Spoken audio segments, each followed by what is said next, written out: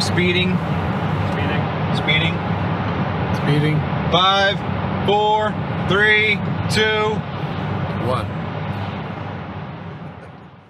The world is changing faster than ever. What used to take decades is now taking years or even months. What you see right now is the illusion that people have had for many decades about the workplace being this secure place to work the rest of your life. For the first time in the history of our nation, our children will not do as well as us. We've seen our friends get laid off, we've been laid off, we've had our pay cut. People are overworked and underpaid. They seem to have less time and less freedom. They live under constant pressure. This is going to be forced.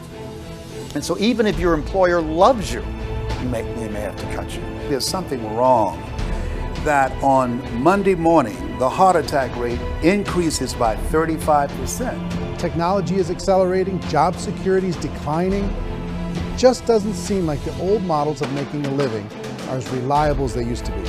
Every aspect of our lives, there's a better way out there, but we're still doing it the old way. We live in the greatest country on the planet, and there are a lot of people sitting around complaining and being cynical. Like everyone's whining about this old model, and I'm like, why don't you leave it? Look at all this over here. Look at all this opportunity. Since so much of our lives revolve around our work and the way we make our living, many people are thinking there just has to be a better way. The biggest challenge facing our world today is not making money, is what are we going to do with all the displaced, unemployed people? People are afraid that they're going to make the wrong decision. People are afraid of the unknown. People are afraid that maybe I don't have the skills. Hey, sports fans. Industrial age is over. It's dead. It's dying. That's why going to school to get a job is an obsolete idea. A steady paycheck is an industrial age idea.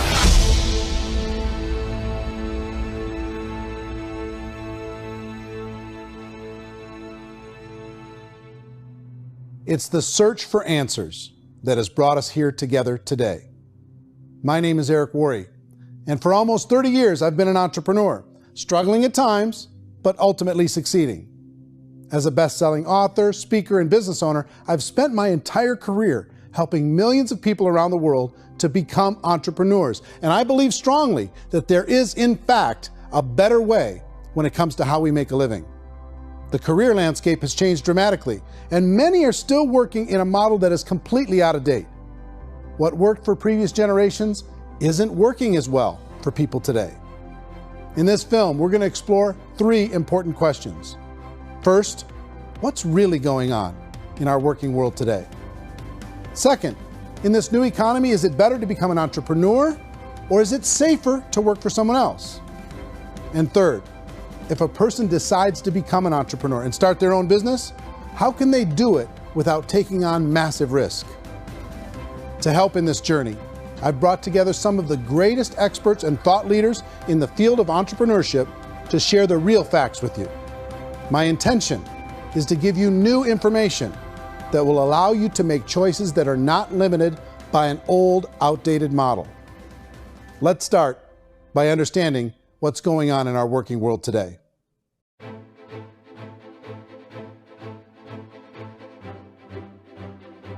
Let's look at unemployment. 30–40% of the people are honestly not working, but would be working.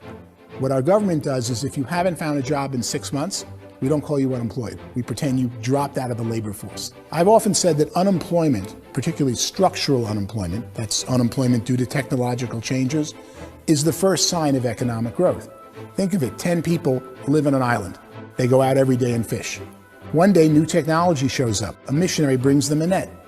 Now, using the net, one pilots the boat, one throws the net. 2 fishermen can do all the work 10 used to. That's a 500% increase in productivity, 2 doing the work of 10, in one day. You don't have to learn a lot to learn how to throw a net instead of throw a fishing line. The island's got a big problem, 80% unemployment. But the island still has all the wealth of the fish because the 2 people produce as much fish as 10 did. Now, of course, looking back in history, these changes used to take thousands of years.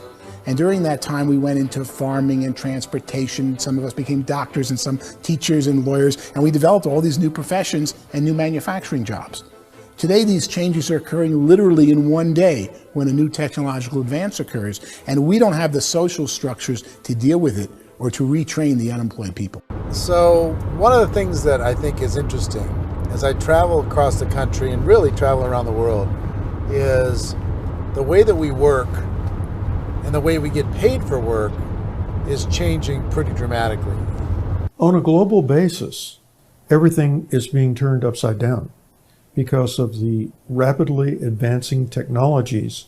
They are eliminating many jobs, and we have been left with many people not prepared for the jobs that exist. A lot of demand in public companies was to squeeze out all the fat and to get just as much margin as we possibly could, and fat equals humans. So this idea of job security in information age is so obsolete, but it's still taught inside our school system, and that's where the problem starts. There's no financial education in the school system, and people are still trained to be employees to work for that paycheck. This is a chart on the middle class.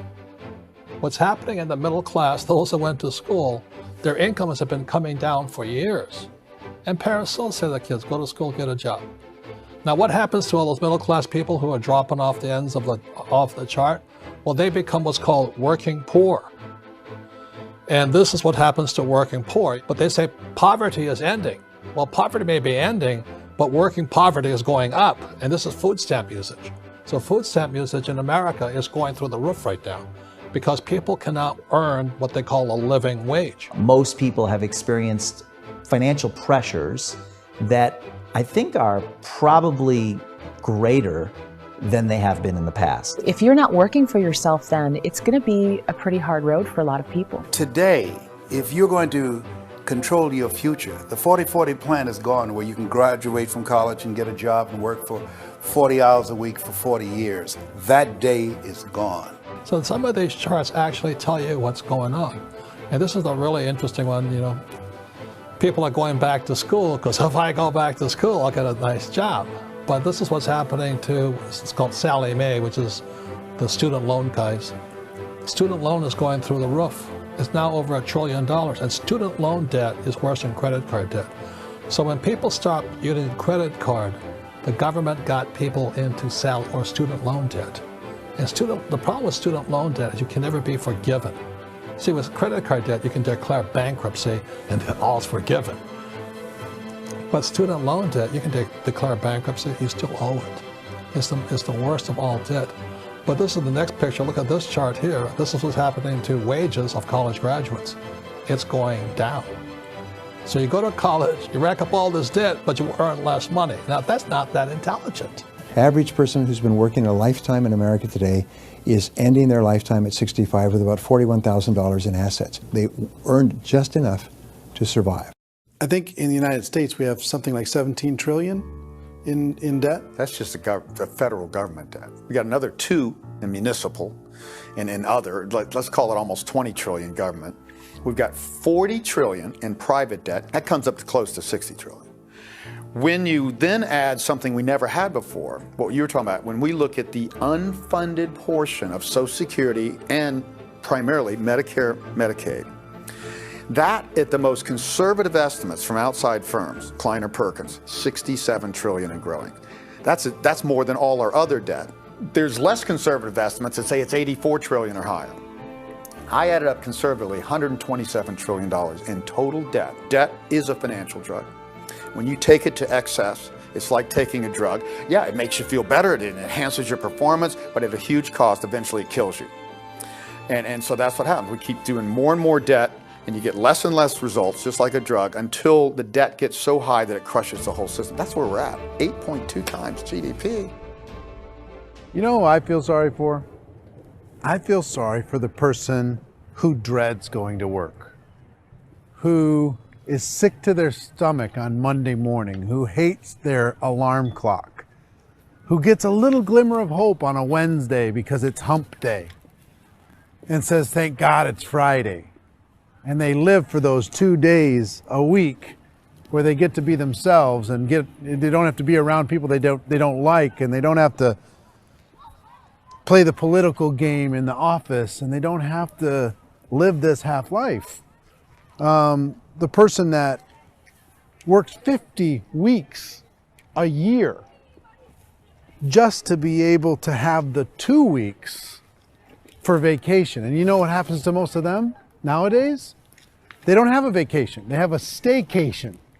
They have time off of work, but they don't get to go where they want to go because they're overextended. They've got all this debt. They got all this situation. They hate their alarm clock. They can't sleep until they're done. They have to spend most of their life in traffic.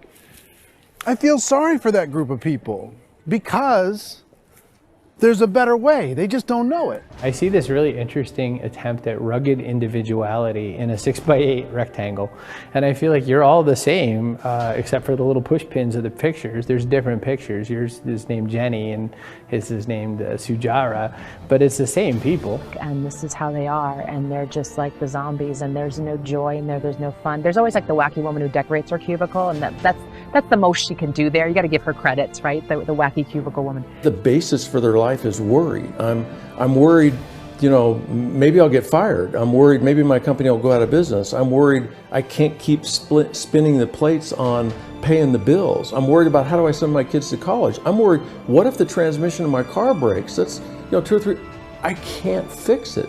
People live in a sea of worry, and it eats at them. Those signs that people held up during the Depression didn't say looking for gainful employment in a cubicle. It said looking for work.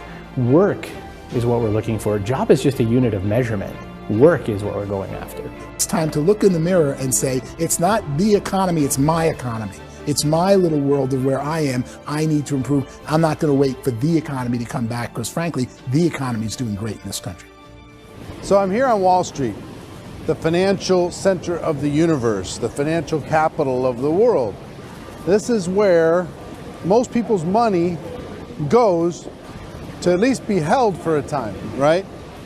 With interest rates in banks being effectively zero, and many experts are predicting it's going to stay at zero for the next 10, 20, even 30 years, people feel like they don't have any choice but to put their future into equities, to put their future into the hands of other people on this stock market, and hope that the stock market goes up, hope that the stocks that their advisors pick or that they pick goes up.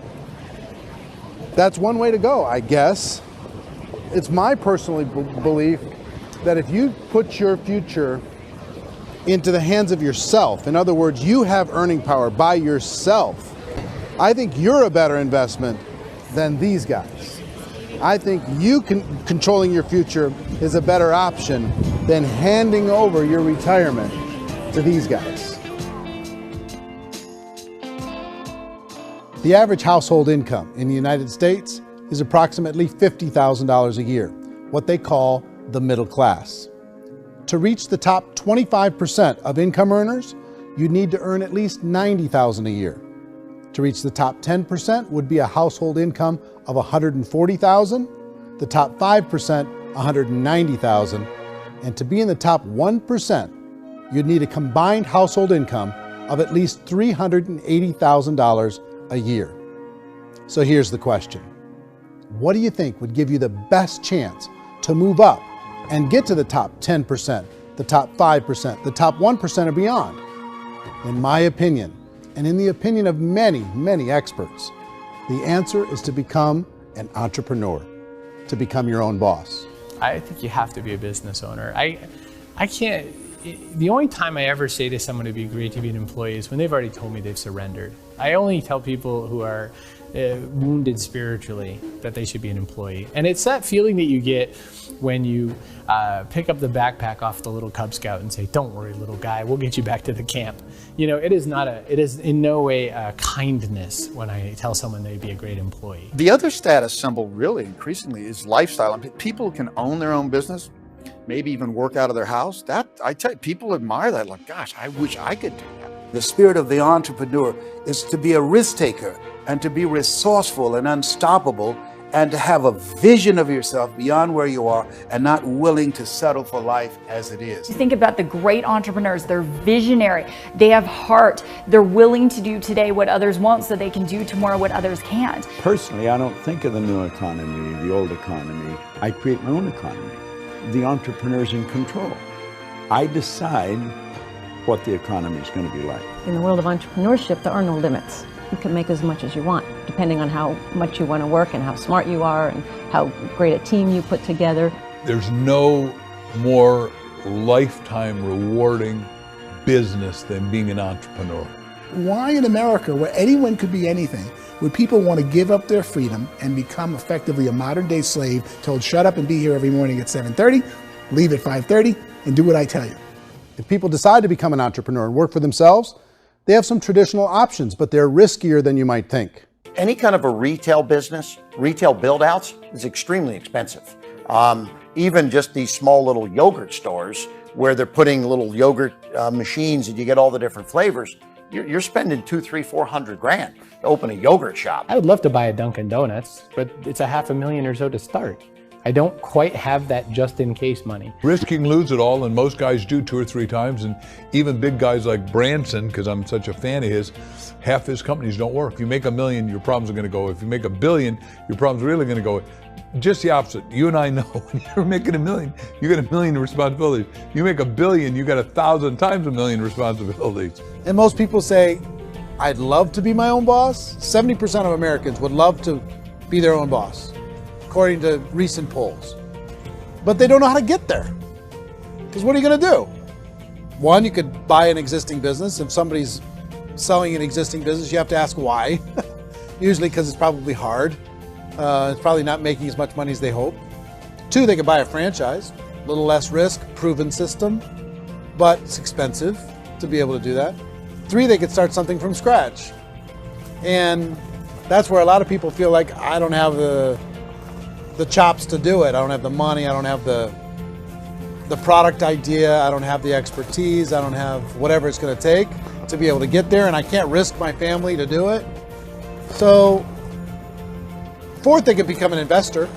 A lot of people in this town invest to try and figure out a way, but you got to be pretty smart with that game too, right? Venture capitalists, who are the very best and most sophisticated in investing in new breakthrough businesses, make it on 1 out of 11. That means 10 out of 11 are mediocre or fail. Most of them fail. That's the risk there. An angel investor is lucky to get 1 out of 15 or 20. A business is a team sport. Like, I have to have accountants, I have to have engineers, I have to have system designers, I have to have sales, marketing, I have to have accounting, I have to have mission statements, I have to have legal and all that. The average Joe Schmo, even me, I go out there, I don't have the skills to put a business together. I think the bottom line for the 4 traditional options is they take money, sometimes a lot of it. They take expertise, and they take time. All of that adds up to just too much risk for most people. I bought a business from somebody else and it was a lot of work. And you start wondering, what did I just buy? Because I guess ultimately I own your email list and I just overpaid for it. People that start their own business, they spend a lot of money, they spend a lot of time, a lot of effort to get things started. And the more you invest on the upfront, the harder you typically work at it. I can tell you what the success rate is of a restaurant. What is it? They're crazy enough. About 90% of them fail. About 90%, in how quickly? Year or less. Wow. And if we're talking non-franchise, we're talking franchise, Sure. That's totally different. Yeah. But our students aren't getting franchise restaurants. You gotta invest big money. Exactly. And with someone like McDonald's, you've had to work with the company for a long period of time, really know the To even have a business. chance at investing $1 million. Have a chance, and it's a slim chance. What if there was a way that you had all the proven aspects, the comfort aspects, and you could still control your own life? What if there was both? In other words, you didn't have to create everything from scratch. You didn't have to be a super leader. All you had to do, what if there was a proven product already? You didn't have to create the product. And there's a proven system already, proven training already. Everything except an employer. That was the only thing that you didn't have. Do you think more people would be open to working for themselves in that environment?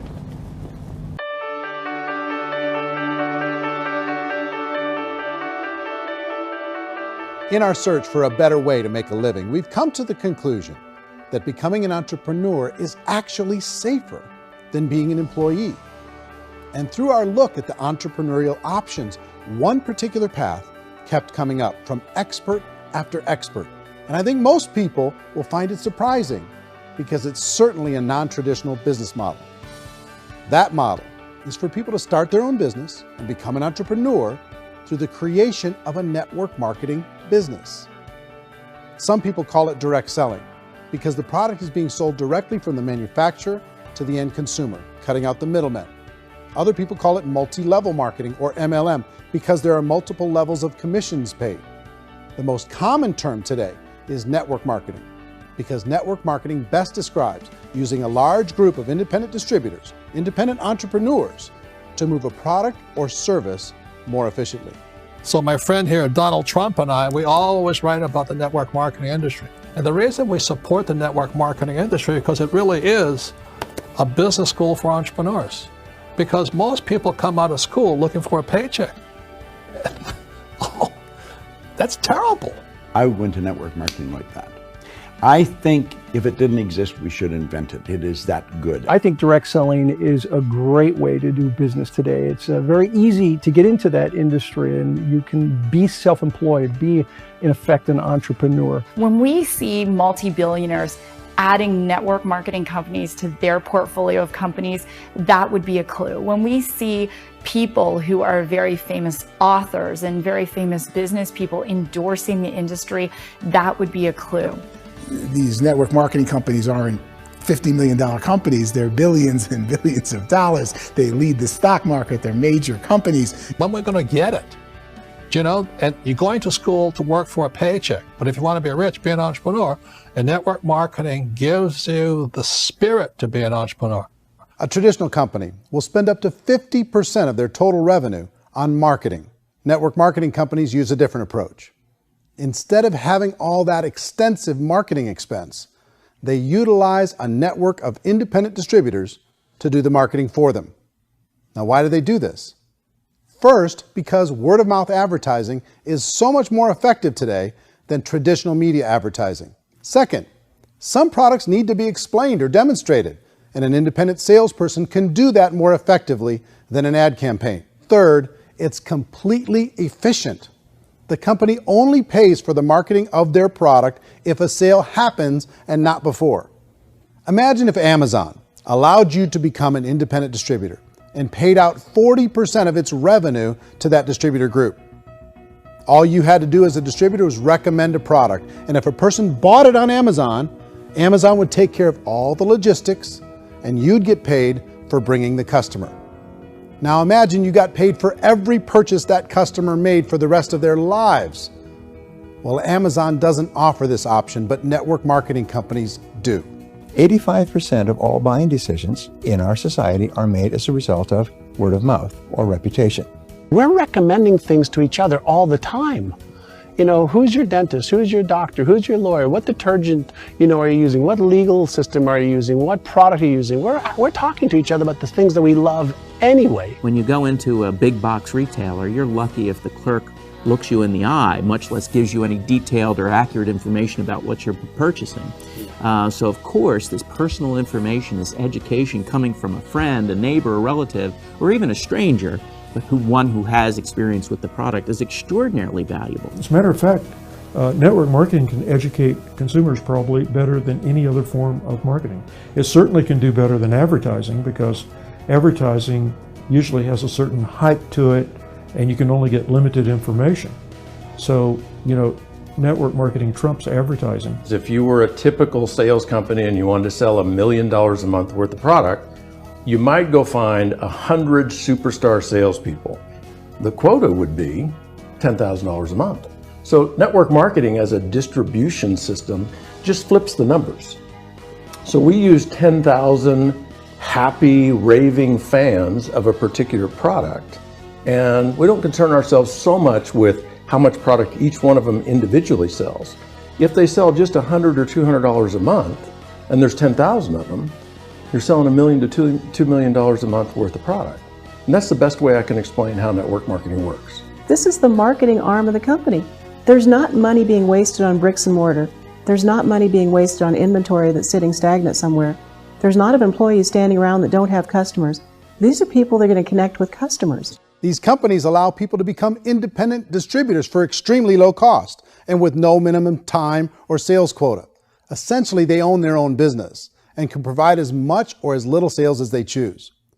In other words, the distributor gets all the benefits of traditional business ownership without the risk. The advantage of network marketing is the ease of entry, the low risk, and the low startup cost, because almost everything else has very high risk. You can get in for a minimal investment. You're buying into a system that's already been proven, products or services that have been proven to work. The keys to network marketing is providing an opportunity for the masses to get involved, providing an opportunity for the average person who doesn't have the resources to start their own business.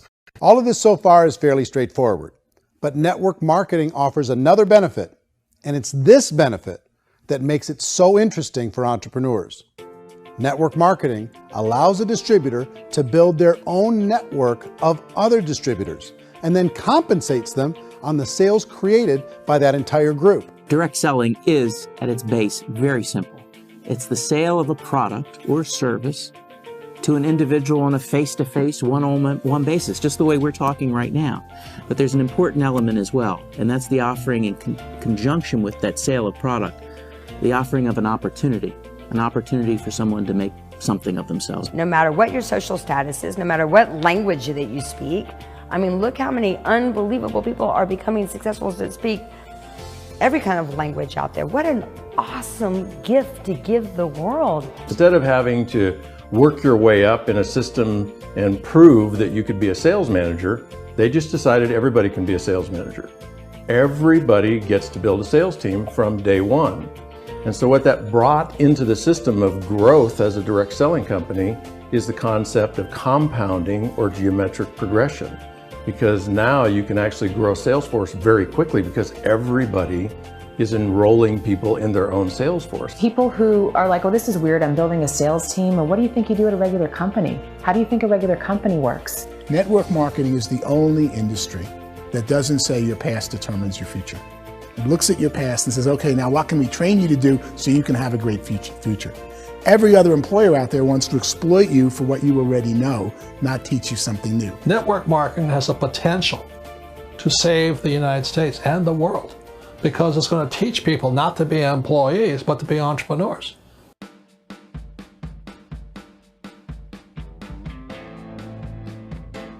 According to the Direct Selling Association, if you add up all the network marketing companies around the world, they combine to do over $178 billion a year in retail sales. To give you an idea of how big that really is, the NFL, the National Football League, does approximately $9 billion a year. The music industry does a little more than $16 billion a year, and the movie industry does about $80 billion a year. Using a conservative average, network marketing companies pay their distributors about 40% of that $178 billion in the form of commissions, which adds up to more than $71 billion a year. That's almost $6 billion a month. It's almost $200 million in commissions every single day. So it's certainly working, and people are making serious money in network marketing. With the growth of the direct selling industry over the last 10, 15, 20 years, we've seen a broader understanding of the channel. We have seen more and more people getting involved in the business, so our penetration in the marketplace has increased, and thus the understanding in the marketplace of who we are has increased. And we've seen non-direct selling companies look at the direct selling model and say, something's going on there. People are making money, companies are being profitable, individuals are being motivated, product is being delivered to market. Maybe we should explore this. Some people think only the people at the top make money. Well, let's take a look at that as well. In the network marketing profession, there are roughly 500 people in the world who earn over $1 million a year. If you round that number up to $2 million a year, that adds up to about $1 billion a year. That takes the $71 billion paid out each year down to $70 billion. So where does the rest of the money go? The vast majority goes to part-time people making anywhere from a few $100s a month to many thousands of dollars a month. It goes to people who choose to make it a full-time career move and earning even more than that. Every day, people are using the money they earn through network marketing to pay off debt, have more fun, and improve the quality of their lives. Everyone I know in network marketing has been doing that since the 50s. They go to work when they want to go to work. They stop working when they want to take time with their children to have a leisurely breakfast and discuss issues and driving to school. They go back to work when they get home, wherever they're working out of. The biggest thing that I've seen is people that have become much happier in their life. MLM has probably made more millionaires of more people in more countries, and I've spoken to them in 67 countries, than any other single form of business, starting from nothing. If they have a choice between working a job for the next 10 years or working a network marketing business for the next 10 years, the result of working the network marketing business will be better. A lot of people within the industry go on and make this a career and do extremely well at it. Network marketing has been nothing but good for everyone I know that's been involved with it because they did it seriously and they played full out and they've been very successful. It's been a constant barrage of success stories and people showing off stuff that they got as a result of it. How many people are involved? Approximately 16 million Americans and 96 million people around the world are currently participating in network marketing. And in a recent poll, 82% of those people report a good, very good, or excellent experience with network marketing. So people are happy.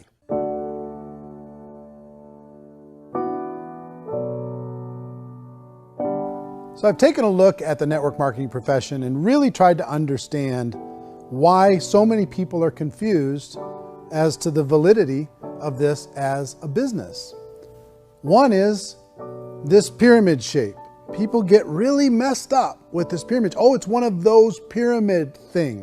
So I just think there are a lot of haters out there who really don't understand the industry and say, oh, it's a get-rich-quick scheme. It's a pyramid. Well, corporate America is a pyramid scheme. You know what I mean? It goes like this. You have thousands of MBAs, let's say working for Ford or General Motors or Coca-Cola. If all these MBAs, they're all trying to get to here, that's a pyramid. Only one guy's going to make it. Every 10 years, one's going to make it. Whereas you look at network marketing, it's like this. So you're here, and your job is to develop other CEOs coming up behind you. So it's an inverse pyramid. In network marketing, it's a very simple concept. If you sell product, you get paid. It is paid based on production. There is no first mover's advantage. There is no investment component where the more somebody spends, the more they're entitled to make. So the two are polar opposites of each other. It doesn't matter what shape the company is or the compensation plan is shaped, whether it's a circle or a pyramid or a triangle or a trapezoid, it doesn't matter. If compensation is coming primarily from recruitment, then you've got a problem. On the other hand, if an operation is basing their compensation to participants on the basis of sales, even when those sales are generated by people you've recruited, well, then you're a perfectly legitimate enterprise. That's the legal test, it's the practical test. Another issue that's been true in the past that is no longer true now is people used to be in network marketing loaded up with products that they couldn't sell and they ended up a loser. They ended up with a bunch of product in their garage, they ended up with a bunch of products sitting in their kitchen shelves or whatever, and they thought they could sell it and then they weren't willing to or able to sell it and they ended up with a bunch of stuff and they were bitter about it. There was this thing called front loading where you had to buy if you bought $25,000 worth of product, you got better commissions and all this. Today, it's almost all done by computer. It's direct mail, comes from a warehouse somewhere else. You don't have to have all this inventory. You don't have to stock up. It's a paperless world now. Most of it's done online. You have a back office. It really works. And I mean, the technology has changed everything.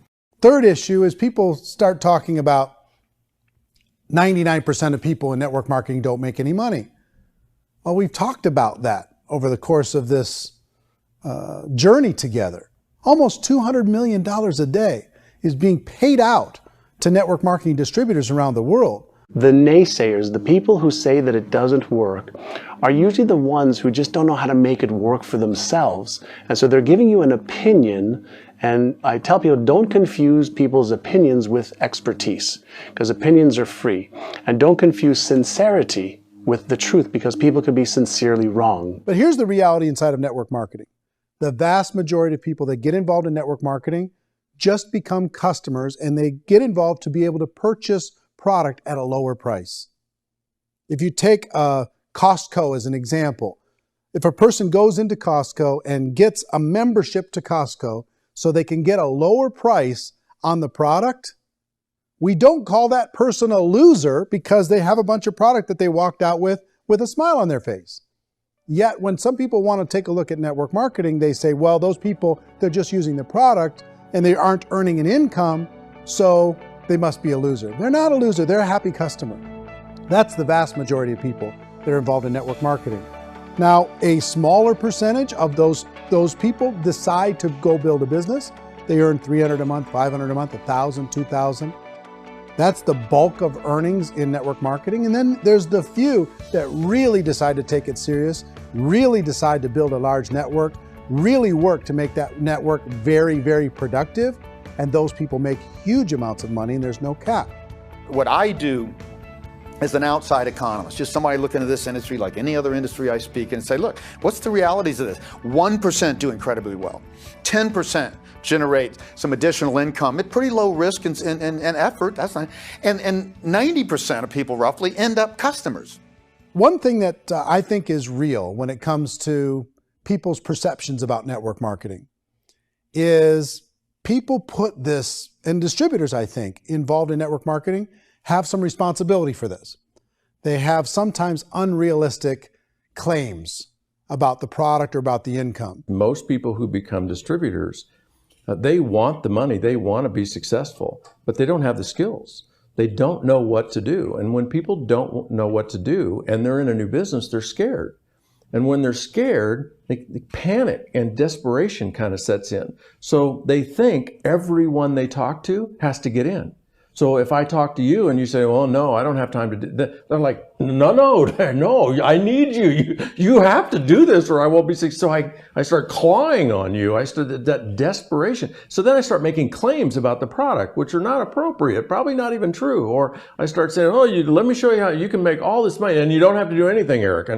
And so you just totally misrepresent the opportunity, and you're clingy with people because you think you need everybody to be successful, and you don't. You know, one of the messages that I try to deliver most forcefully to companies as well as salespeople in direct selling is that you don't have to overpromise. The reality is in network marketing, there's a lot of hard work involved. There's a lot of effort. You're going to have to develop yourself. It's a business like anything else. It's going to take some time, but in my opinion, it's better.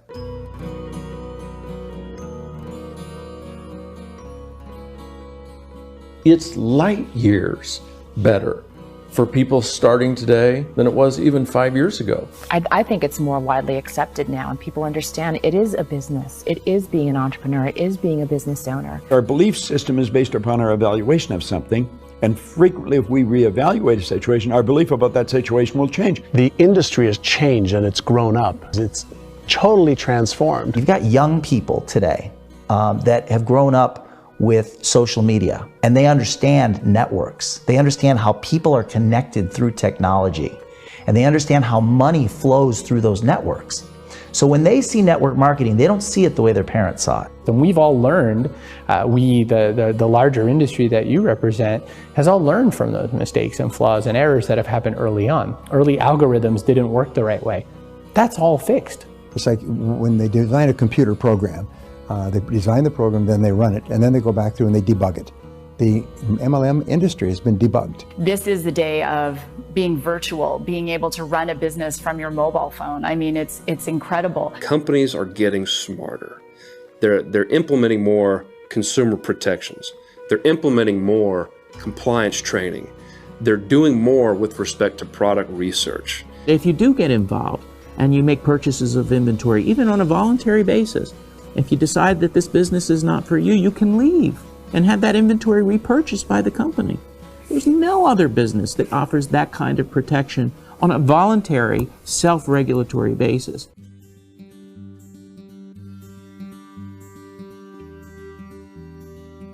If you decide to look further into a network marketing business in order to generate more cash flow for your family, I would recommend reviewing the following 4 elements. First is the product or service. And on the product or service, I would ask 5 important questions. 1, do you like it? Is it something you would feel comfortable sharing with others? 2, is there a recognized need in the marketplace? It's hard to create a need if one isn't naturally there. 3rd, does the product meet that need? Does it solve a legitimate problem for consumers? And 4th, is it priced to sell? Can it compete in the marketplace? And fifth, is it priced for profit? Is there enough margin for the company and the distributor to be able to generate income for the long term? If you can answer the questions on the product to your satisfaction, the next element to consider is the company itself. Is it well run? Do you believe in the founders or the management team? Do you feel they have what it takes to go all the way? See, it doesn't matter how good the product is if the management can't take care of the company. Good management can change with the times. They can handle adversity. They can make good decisions. Make sure you choose a company that can serve you for a long time. The third element to consider is the compensation plan. And with that, there are 3 important things to look at. First, a brand new person needs to be able to generate some money fairly quickly. It may be an obvious reason, but you can probably imagine the ripple effect of a distributor getting involved and having even a small victory fast. That can only help with the overall success of the organization. Second, a person should be able to develop a moderate part-time income in a reasonable period of time. As they develop their network and as their sales grow, they should be able to enjoy more benefits. And third, for the people who are really serious, for those who decide to really go pro in the network marketing profession, there should be the possibility to make a serious full-time income if they work hard and are committed to developing their skills.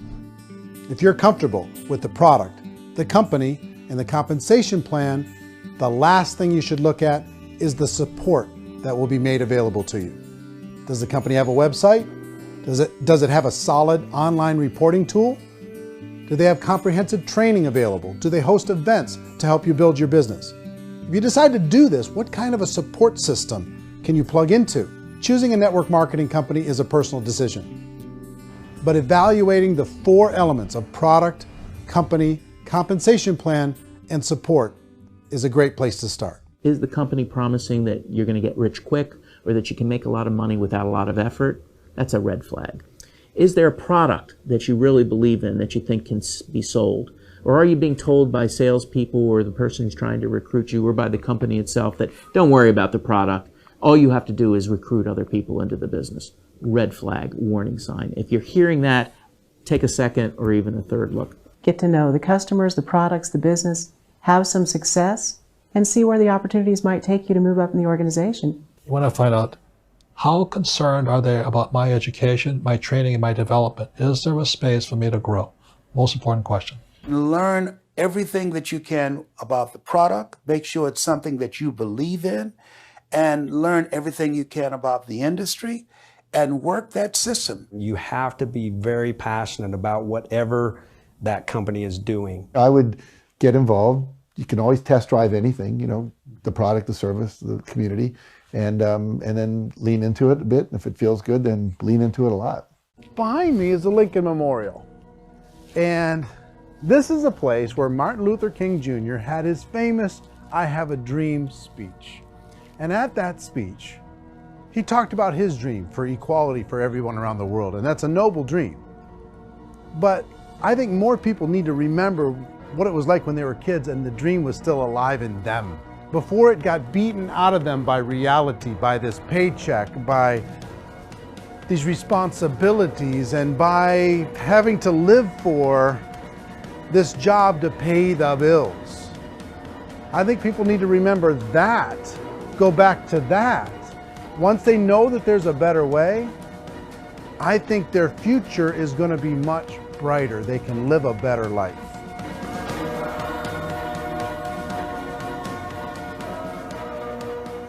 So if you're considering getting involved in a network marketing company, let me offer you just a few pieces of advice.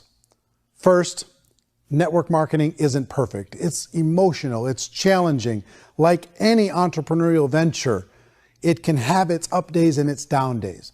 But if you have an entrepreneurial bone in your body, it's just better. Second, if you're gonna do it, decide to be professional. Decide to go pro. It's better to do that than just be this amateur sticking your toe in the water. Third, as any professional, you're gonna have to learn some new skills. And I promise you, inside of the network marketing profession, they're not too difficult to learn. Fourth, like anything worthwhile, it's gonna take some time. Don't expect that you're going to get to the finish line right out of the gate. And fifth, it's worth it. It's worth it to be able to take charge of your life again. It's worth it to be able to control your own financial situation. It's worth it for the people you're going to be able to spend time with. It's worth it for the things you're going to be able to see and the experiences you're going to be able to experience. It's worth it for the causes you're going to be able to contribute to, the lives you're going to be able to touch, the customers you're going to be able to help, the friendships you're going to be able to develop. I promise you, it's worth it. Remember, most people are searching for answers just like you are. But I do have to tell you the catch to network marketing. If there is a catch, if you want to understand this from an emotional point of view, people say, well, it sounds too good to be true. It's not, it's hard work. But here's the catch. Most people still don't understand it. So you're going to have to endure the loss of social esteem from ignorant people. The uneducated will think less of you. Now, if you can handle that, you're on your way. If that's going to destroy you, you know what? Entrepreneurship in general probably isn't in your future. If you can face that catch, you can become unstoppable. I want everyone to really contemplate this if they're not in network marketing. You're in a job, you probably have a mortgage, you have rent, you have debt, whatever's going on. You're in a prison. You work just hard enough to keep them from firing you, and they pay you just enough to keep you from quitting. Come on! I've been there, done that, and bought that t-shirt. In network marketing, if you run into failure, it's really just a homework lesson for yourself. There's no one to blame. You really have no excuse not to be successful. You just don't. People don't want to hear that, but there's so much available to you. If you want to be a good network marketer, be a student to the people above you, be a fellow traveler to the people on the same level, and be a teacher to those below, and know when it's appropriate to do which. People who are not afraid of asking people to buy things, or not afraid of persuading people with a chance they may say no, these people own the future.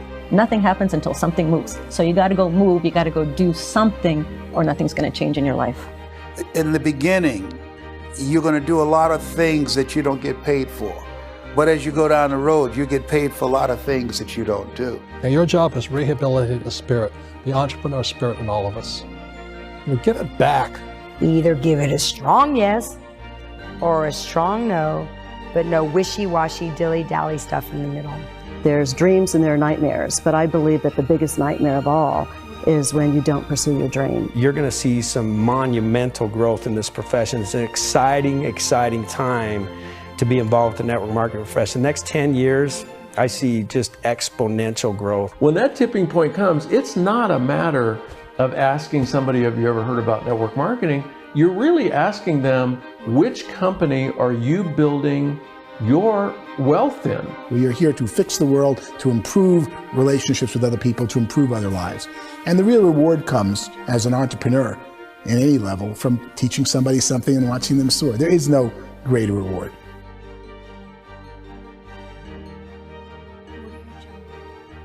Life's too short to spend it living someone else's dream instead of your own.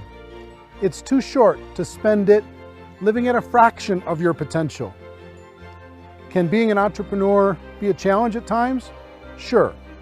But here's what you get in exchange. It can be yours.